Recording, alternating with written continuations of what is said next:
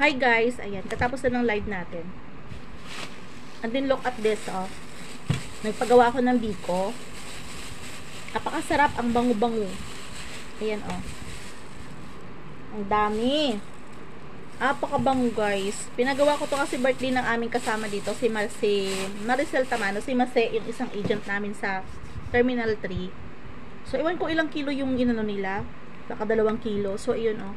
Itong binigay sa akin galing sa barracks. Ang dami. So, tuwang-tuwa ko guys kasi ang lambot ng pagkabiko.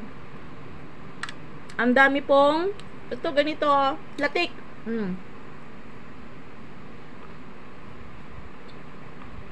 Grabe, ang sarap.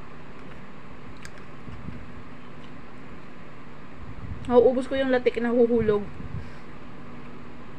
Ang latik, oh, ang dami.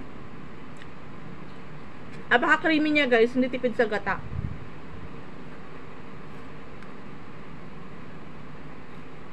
Yung latik niya talaga halo-halo na, tapos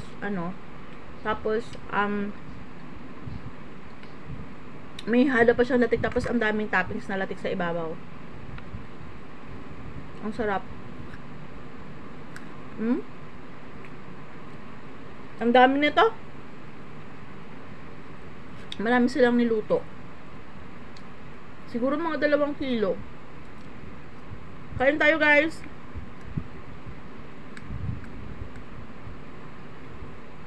Sabi ko magpapapizza pa kami ng alas 3. Ibusog na kami sa biko. Biko pa lang, ubos na. Yung mga kasama ko dito may mga uric acid. Ang mga kasama ko dito may uric acid, may high blood, diabetic. Ang sarap. Ang sarap nito.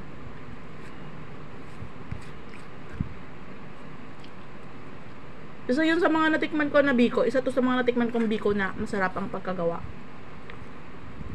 Kasi meron kasing biko na unang kagat mo pa lang hindi mo na magugustuhan. Unang kagat, pangalawang kagat, tatlo, ayaw mo na. Ito hindi.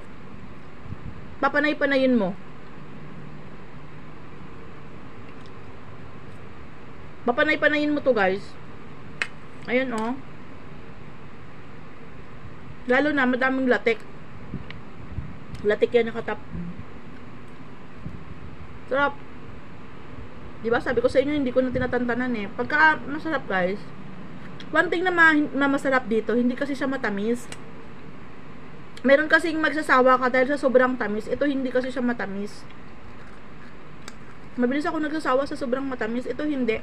Parang feeling ko pag matamis, masakit sa lalamunan. Ito kasi, hahanap-hanapin mo. Yan. O diba nagutom? Nag-live nagutom, kumain ng biko. Ang sarap.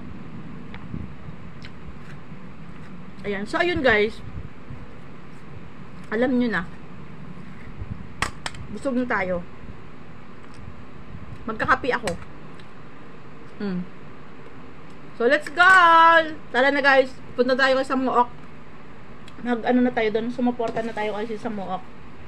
Ayan. And, nag-upload ako guys ng aking jingle. Thank you so much. Maraming salamat kayo. Shoutout kay Sir Dante.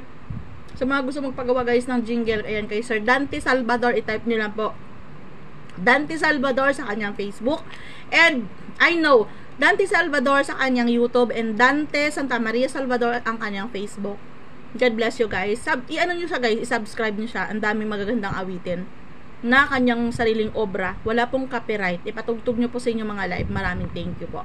God bless you guys. Bye!